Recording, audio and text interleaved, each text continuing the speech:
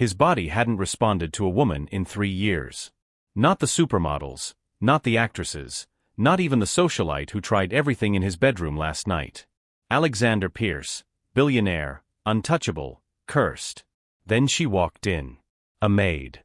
And for the first time since his nightmare began, heat exploded through his veins like lightning. One look at her and his dead body came alive. But here's what's about to destroy everything he's built. She has no idea what power she holds over the most dangerous man in Manhattan. Comment below with the city and location you're watching from. Let's see how far this story travels around the world. The next morning arrived with its usual parade of meetings, mergers, and million-dollar decisions. Alexander moved through his routine like a machine, perfectly calibrated, emotionally vacant. His assistant had mentioned something about a new cleaning service, but he barely registered the information. Staff came and went in his world like shadows.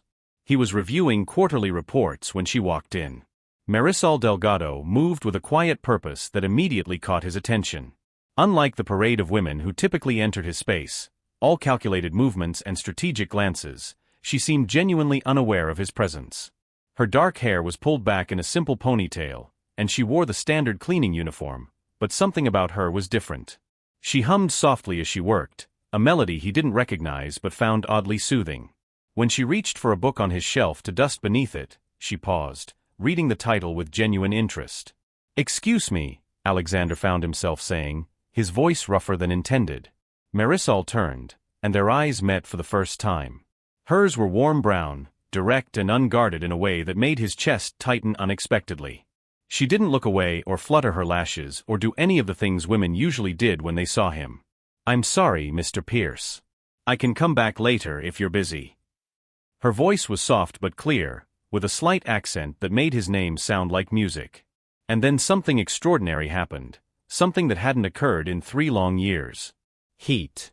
A slow, unfamiliar warmth began spreading through his body, starting low in his abdomen and radiating outward. His pulse quickened. His breath caught. For the first time since his curse began, Alexander Pierce felt alive. "No," he said quickly, perhaps too quickly. "Please continue." Marisol nodded and returned to her work, but Alexander found himself unable to concentrate on anything else. He watched the graceful way she moved, the careful attention she paid to each task.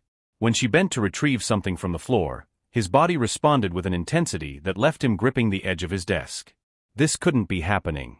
Not with her. Not with someone so ordinary. But as the days passed, the pattern became undeniable. Every morning when Marisol arrived, his body awakened. Every evening when she left, the numbness returned. He began timing his schedule around her presence, finding excuses to work from home, to be in whatever room she was cleaning. "You seem different lately," his business partner Marcus observed during a video call. "More present." Alexander couldn't explain it without sounding insane. How could he tell anyone that a maid, a woman who probably earned in a year what he spent on wine in a month, was the only person who could make him feel human again? He started paying attention to small details. The way Marisol's face lit up when she discovered a new book on his shelf. How she always left his coffee cup in exactly the same spot, as if she understood his need for routine. The gentle way she spoke to his plants, as if they were old friends. One afternoon, he found her in his library, standing before the massive window with tears streaming down her face. She was holding a framed photograph, one of the few personal items in his sterile home. It showed him with his late grandmother, the only person who'd ever loved him unconditionally. "I'm sorry," Marisol said, quickly setting the frame down. "I was just dusting and I saw, she looks kind. Like someone who gave good hugs." The observation was so simple, so true, that Alexander felt something crack open in his chest. His grandmother had indeed given the best hugs, had been the only source of warmth in his cold childhood.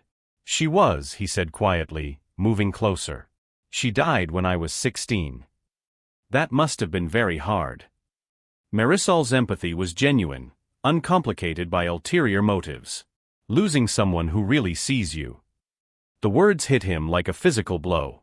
When was the last time anyone had really seen him?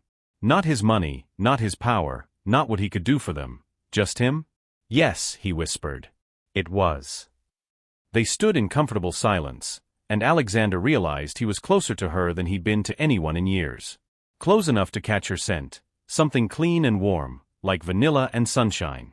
Close enough to see the gold flecks in her brown eyes. Close enough to feel the heat radiating from her skin. His body's response was immediate and overwhelming. Every nerve ending came alive. His heart hammered against his ribs. For a moment, he thought he might actually reach for her, might close the distance between them and... "I should get back to work," Marisol said softly, but she didn't move away immediately. Her eyes searched his face with a curiosity that made his breath catch. "Of course," Alexander managed, stepping back before he did something irreversible. But as she gathered her supplies and moved to the next room, he knew with absolute certainty that his life had just changed forever. This woman, this beautiful, authentic, impossible woman, was the key to everything he'd lost. The question was, what was he going to do about it? If you're already hooked by this forbidden connection, hit that subscribe button, because what happens next will leave you speechless. Alexander became a man obsessed with testing his theory. The next morning, he arranged for 3 different women to visit his office: a stunning actress, a brilliant lawyer, and a socialite who'd been pursuing him for months. Each was beautiful, accomplished, and eager for his attention. Nothing. His body remained as unresponsive as marble. The actress's practiced seductions fell flat. The lawyer's intelligent conversation couldn't spark even mild interest. The socialite's bold advances left him feeling nothing but mild irritation. But the moment Marisol entered his penthouse that afternoon, every cell in his body ignited. She was arranging fresh flowers in the foyer, her movements graceful and unhurried. When she noticed him watching, she offered a shy smile that sent heat racing through his veins. "The lilies are beautiful today," she said, adjusting a stem with careful precision. "They remind me of the ones my grandmother grew in Puerto Rico." "Tell me about her," Alexander found himself saying, moving closer under the pretense of examining her work. Marisol's face brightened. Abuela Rosa was magical. She could make anything grow, even in the poorest soil. She used to say that plants, like people, just need someone to believe in them. The innocent comment hit him like lightning. When was the last time anyone had believed in him as a person rather than a bank account? "She sounds wonderful," he said, his voice rougher than intended. He was close enough now to see the delicate curve of her neck, to catch that intoxicating scent of vanilla and sunshine that seemed to follow her everywhere. She was. Marisol's fingers brushed against a petal, and Alexander found himself imagining those same fingers against his skin. "She taught me that the most beautiful things often grow in unexpected places." Their eyes met, and for a moment, the air between them crackled with unspoken possibility. Alexander's body responded with an intensity that left him breathless. He could feel his pulse in his throat, his hands, everywhere. "Mr. Pierce." Marisol's voice was soft, questioning. "Are you all right?" "I'm..." He cleared his throat, stepping back before he did something they'd both regret. "I'm fine. Thank you for asking." But he wasn't fine. He was losing his mind. Over the following days, Alexander found himself manufacturing reasons to be wherever Marisol was working. If she was cleaning the kitchen, he suddenly needed coffee. If she was in the library, he had urgent reading to do. If she was tending to his rarely used gym, he discovered a newfound passion for exercise. "You're working out a lot lately," Marcus observed during their weekly lunch. "New trainer." "Something like that," Alexander muttered, his attention divided. Marisol would be arriving soon, and he timed this meeting to end just as she began cleaning his office. The proximity was torture of the sweetest kind. Every day brought new discoveries: the way she bit her lower lip when concentrating, how she unconsciously swayed to music only she could hear, the genuine joy that lit her face when she found something beautiful or interesting. One afternoon, he found her in his bedroom, carefully making his bed with hospital corners that would have impressed a drill sergeant. She was humming again, that same mysterious melody, and Alexander realized he'd been holding his breath just listening to her. "That song," he said from the doorway, making her jump slightly. "What is it?" "Oh." Marisol's cheeks flushed pink. "I'm sorry, I didn't know you were there. It's just something my mother used to sing. A lullaby about finding home in unexpected places." Home. The word hit him like a physical blow. This sterile penthouse had never been home. It was just an expensive box where he stored his loneliness. But when Marisol was here, humming her lullabies and bringing life to dead spaces, It felt like something more. "It's beautiful," he said, moving into the room. "Your voice, I mean. The song." The compliment made her smile, and that smile sent fire racing through his bloodstream. He was close enough now to see the way her pulse fluttered at her throat, to notice how her breathing had quickened.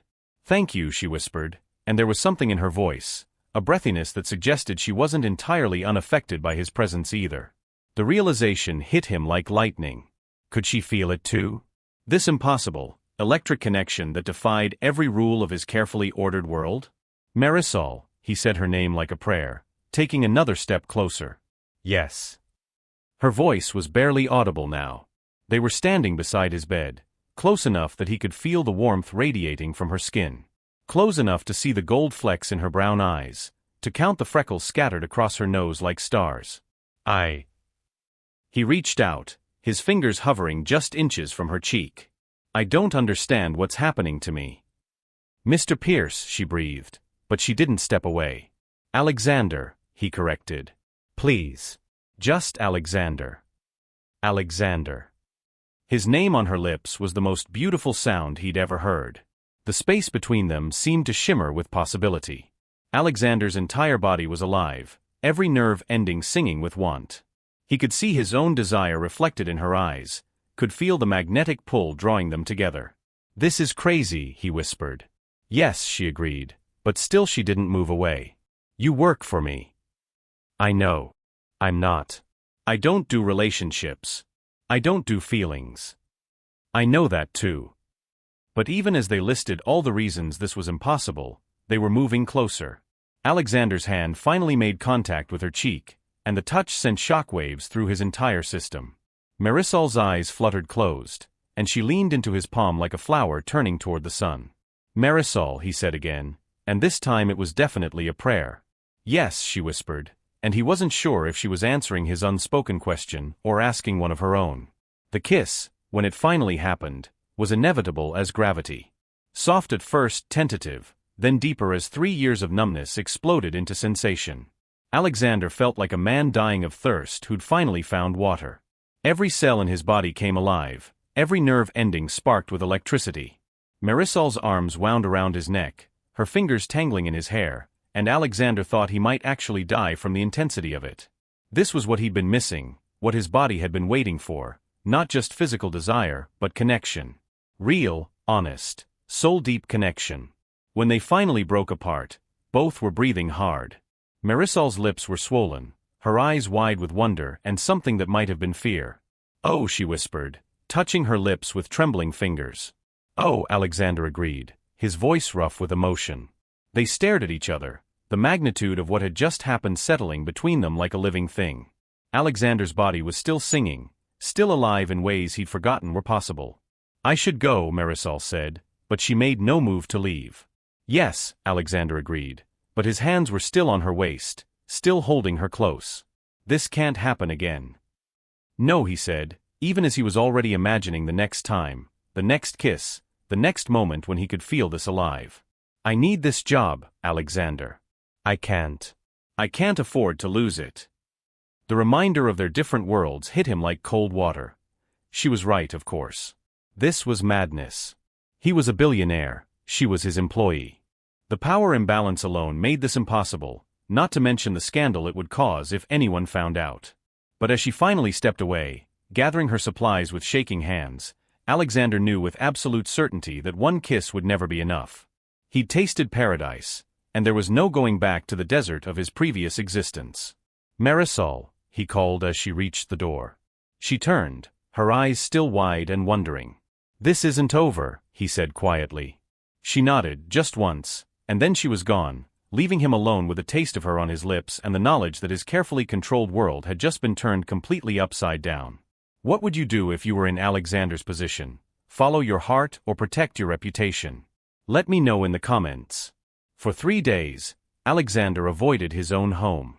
He threw himself into work with manic intensity, scheduling back-to-back meetings, flying to Chicago for a deal that could have been handled remotely, anything to avoid facing what had happened in his bedroom. But even surrounded by boardrooms full of executives and million-dollar negotiations, all he could think about was the taste of Marisol's lips, the way she'd whispered his name like a secret.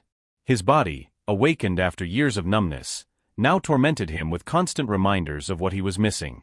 Every night in his hotel suite, he lay awake remembering the softness of her skin, the way she'd melted against him, the little gasp she'd made when he deepened their kiss. By Thursday, Marcus was concerned enough to corner him after a particularly brutal acquisition meeting. "What the hell is wrong with you?" his business partner demanded. "You just agreed to terms that were highway robbery."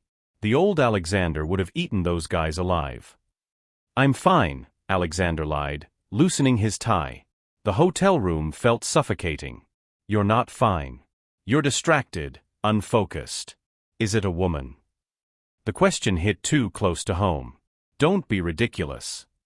It is a woman." Marcus's eyes lit up with interest. "Who is she?" "Anyone I know." "There's no woman," Alexander said firmly, but even as the words left his mouth, his phone buzzed with a text from his housekeeper. Miss Delgado asked if you were all right. She seemed worried. The simple message sent heat racing through his veins. She was worried about him. She cared. "I have to go," Alexander said abruptly, grabbing his jacket. "Alex, wait." But he was already gone, his body making the decision his mind had been fighting for days. He needed to see her. Needed to know if what had happened between them was real or just his imagination running wild. The penthouse was quiet when he arrived, but he could hear soft humming coming from the kitchen.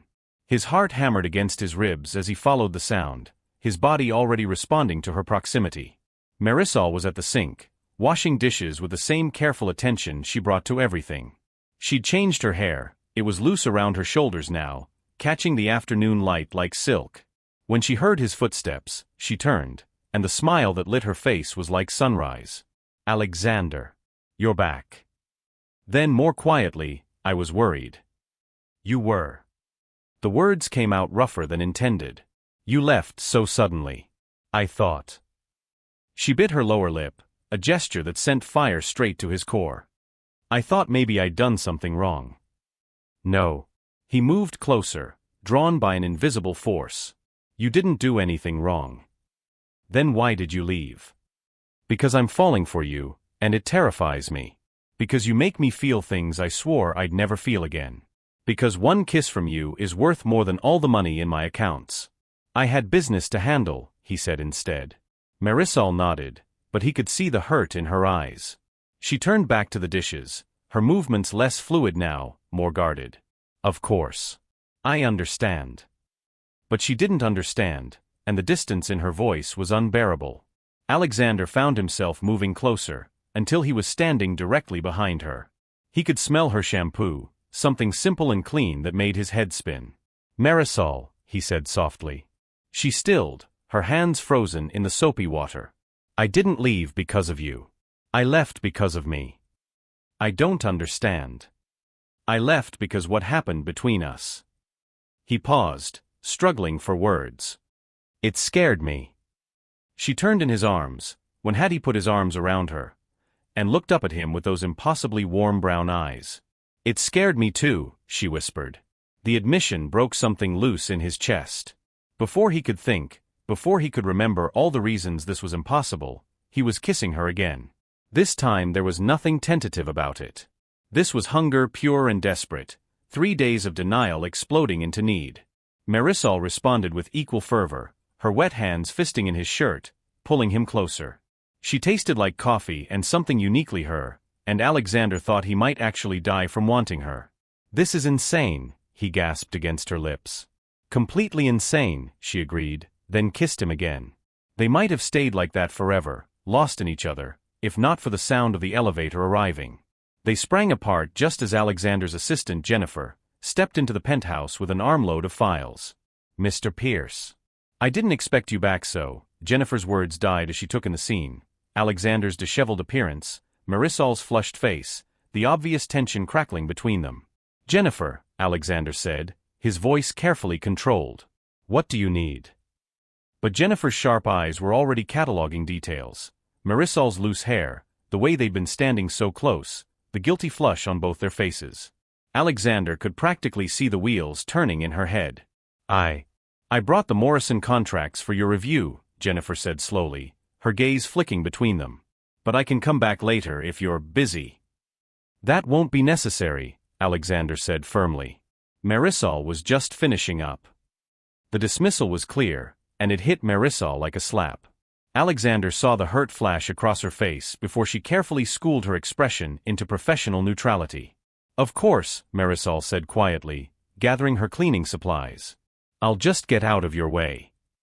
She moved past them both without another word, but Alexander caught the slight tremor in her hands, the way she held herself too carefully upright. He wanted to call her back to explain, but Jennifer was watching everything with predatory interest. Interesting, Jennifer murmured once Marisol was gone. What's interesting? Alexander's voice was dangerously quiet.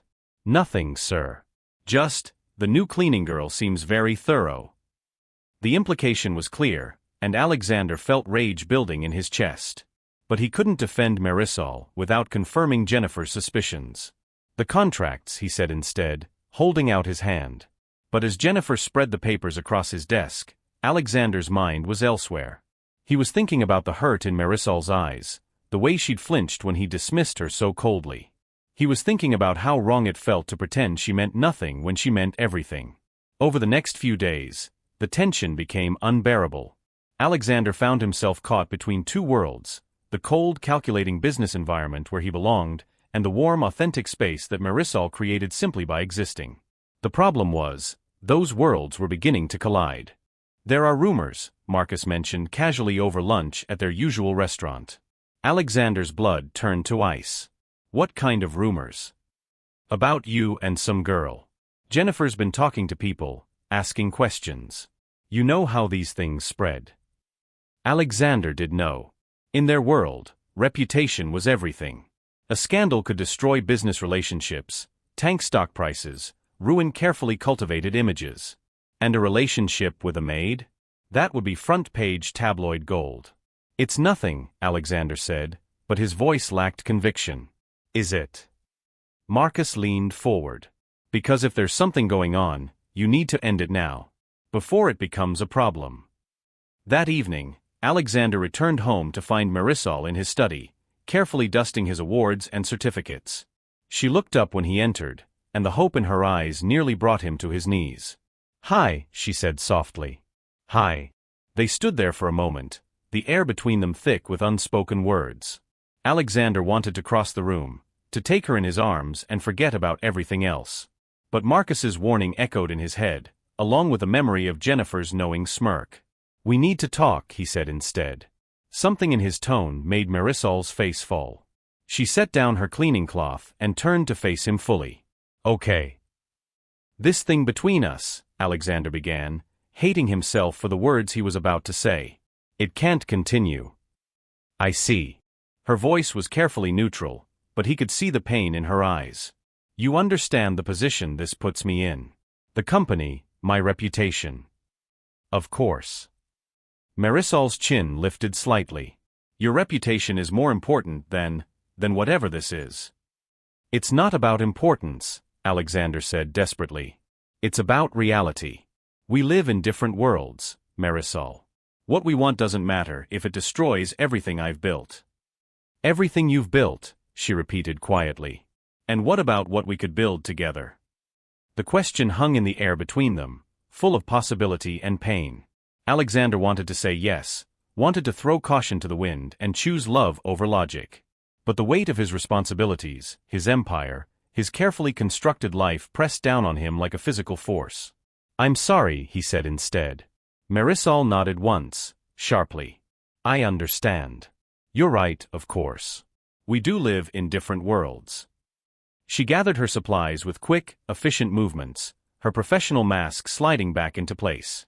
But Alexander could see the tears she was fighting, could feel the hurt radiating from her like heat. Marisol, please. It's fine, Mr. Pierce, she said, emphasizing his formal title. I'll make sure to keep our interactions strictly professional from now on. She moved toward the door, and Alexander felt something vital tearing loose in his chest. Wait, he called out. She paused but didn't turn around. I never meant for this to happen, he said quietly. Neither did I, she replied, and then she was gone, leaving him alone with his reputation and his regrets. But even as Alexander told himself he'd made the right choice, His body was already mourning the loss. The numbness was creeping back, the cold emptiness that had defined his existence for so long. Without Marisol's warmth, without her laughter and her gentle presence, his penthouse felt like a mausoleum again. And somewhere in the back of his mind, a voice whispered that he'd just made the biggest mistake of his life. The next morning brought confirmation of his worst fears. Jennifer arrived with a stack of newspapers and a triumphant smile. "You might want to see this," she said, spreading the tabloids across his desk. The headline screamed in bold letters, "Billionaire's Secret Affair.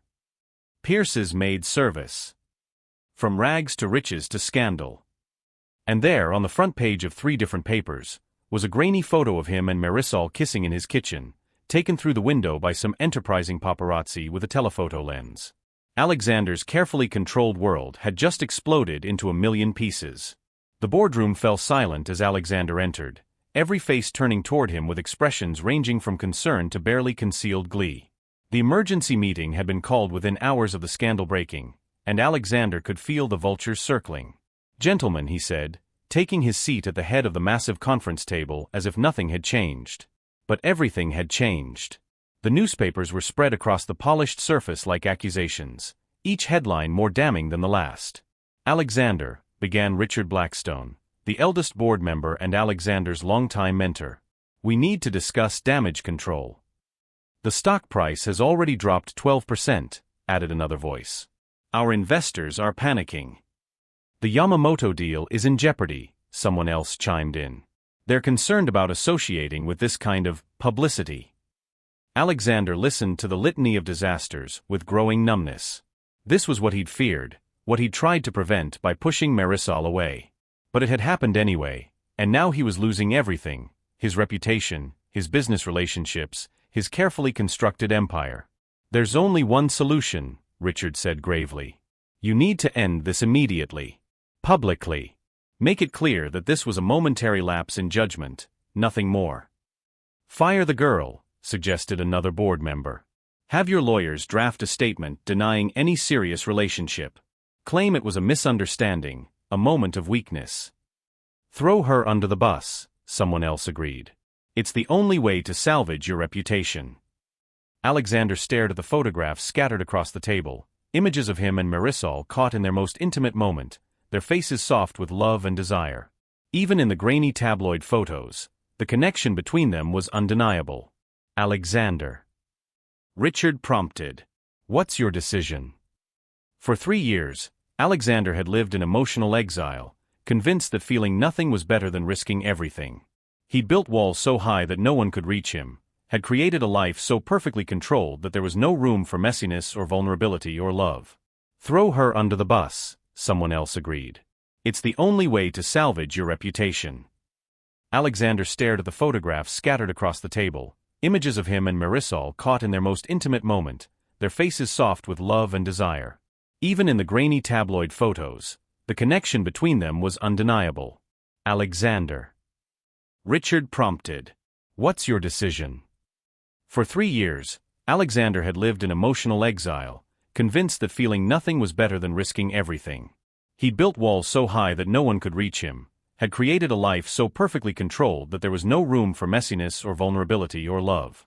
"Alexander, think about what you're saying," Richard pleaded. "Your reputation." "My reputation?" Alexander laughed, but there was no humor in it. What good is a reputation built on lies? What's the point of being respected if you can't respect yourself? He stood, straightening his tie with steady hands. "I've spent my entire adult life building walls, protecting myself from feeling anything real. I convinced myself that being untouchable was the same as being strong. But I was wrong." The board members stared at him as if he'd lost his mind. Maybe he had. "Strength isn't about avoiding vulnerability," Alexander continued. "It's about choosing love even when it's risky. It's about being brave enough to let someone matter more than your image." "You're talking about throwing away everything you've worked for," someone protested. "No," Alexander said firmly. "I'm talking about finally working for something that matters." He gathered the newspapers, looking one more time at the photo of him and Marisol. Even caught in a moment of scandal, they looked happy. They looked real. "I'm calling a press conference," he announced. This afternoon. Alexander, please. The decision is made. He moved toward the door, then paused. And gentlemen, if any of you have a problem with my choices, you're welcome to find other investments. But I won't apologize for falling in love. The silence that followed him out of the boardroom was deafening. Alexander found Marisol in the small apartment she shared with her sister in Queens. She answered the door in jeans and an oversized sweater, her eyes red-rimmed from crying. When she saw him, her face crumpled. "I'm so sorry," she whispered. "I never wanted this to happen. I never wanted to hurt you or your business." "Stop." Alexander stepped inside, closing the door behind him. "You have nothing to apologize for. But the newspapers, the scandal, are not your fault." He reached for her hands, relief flooding through him when she didn't pull away. "Marisol, I need you to know something. What I said the other night, about ending this, I was wrong. I was scared and stupid and wrong." "Alexander." "I love you," he said, the words tumbling out in a rush. "I love your laugh and your kindness and the way you hum when you think no one is listening. I love how you see beauty in everything, how you make me want to be worthy of your faith in me." Tears spilled down her cheeks. "I love you too. But that doesn't change anything. Your world, my world." "There's only one world that matters," Alexander interrupted. "The one we create together." He pulled her into his arms, and she melted against him like she belonged there. Which she did. She absolutely did. "I'm holding a press conference this afternoon," he murmured against her hair. "I'm going to tell the world that I'm in love with you, and that anyone who has a problem with it can go to hell." Marisol pulled back to look at him, her eyes wide. "You can't do that. Your reputation, your business will survive or they won't. But I won't survive losing you again. Alexander, be serious. Think about what you're risking." "I am thinking about it." He cupped her face in his hands, thumbs brushing away her tears. "I'm thinking about spending the rest of my life with someone who loves me for who I am, not what I have. I'm thinking about waking up every morning to your smile, about building something real together." "And if you lose everything?" Alexander smiled, and for the first time in years, it reached his eyes. "Then we'll build something new. Together." The press conference was a media circus. Reporters packed the hotel ballroom, cameras flashed like lightning, and the questions came fast and brutal. "Mr. Pierce, is it true you're having an affair with your maid? How long has this relationship been going on? What do you say to critics who claim this is just a publicity stunt?" Alexander stood at the podium, Marisol beside him in a simple blue dress that made her look like royalty. Her hand was in his, their fingers intertwined, and he drew strength from her presence. "Ladies and gentlemen," he began, his voice carrying clearly across the room. "I called this conference to address the recent media coverage of my personal life." The room fell silent, every reporter leaning forward in anticipation. "It's true that I'm in a relationship with Marisol Delgado. It's also true that she works for my cleaning service. What the tabloids got wrong is calling it an affair or a scandal." He turned to look at Marisol, and the love in his eyes was unmistakable. "This is the woman I intend to marry," he announced, and the room exploded. Questions flew like bullets, but Alexander held up a hand for silence. "Marisol is the most extraordinary person I've ever met. She's intelligent, compassionate, and she has a strength that puts my business accomplishments to shame. She's taught me that real wealth isn't measured in dollars, it's measured in the depth of your connections, the authenticity of your relationships, and the courage to be vulnerable." A reporter shouted a question about the impact on his business, but Alexander ignored it.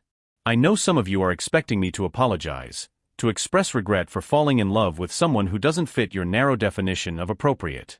But I won't do that.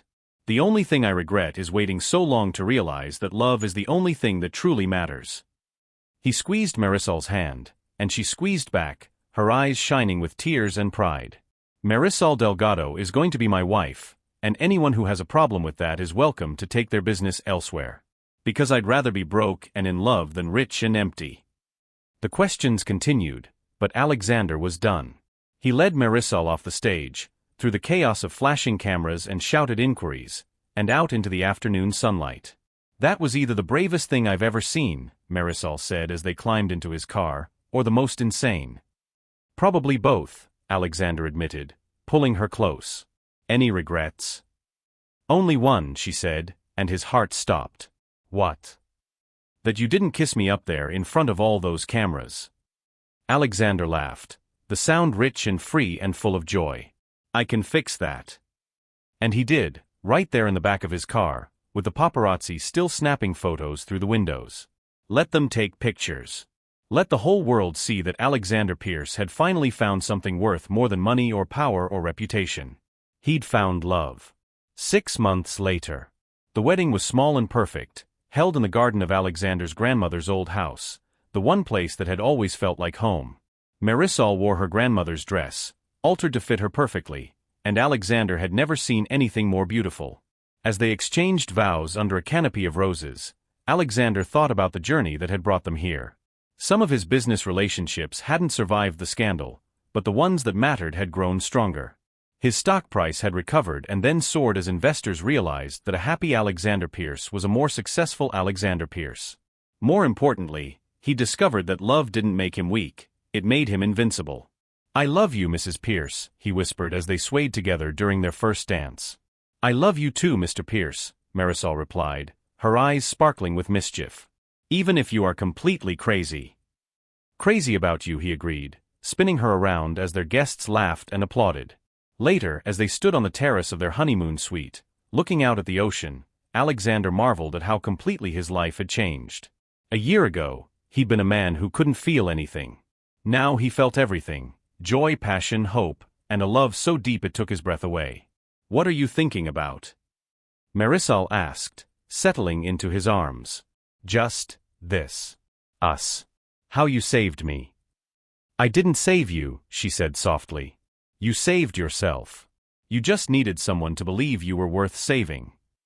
Alexander kissed the top of her head, breathing in the scent of vanilla and sunshine that would forever mean home to him. Thank you, he whispered. For what? For seeing me. For loving me.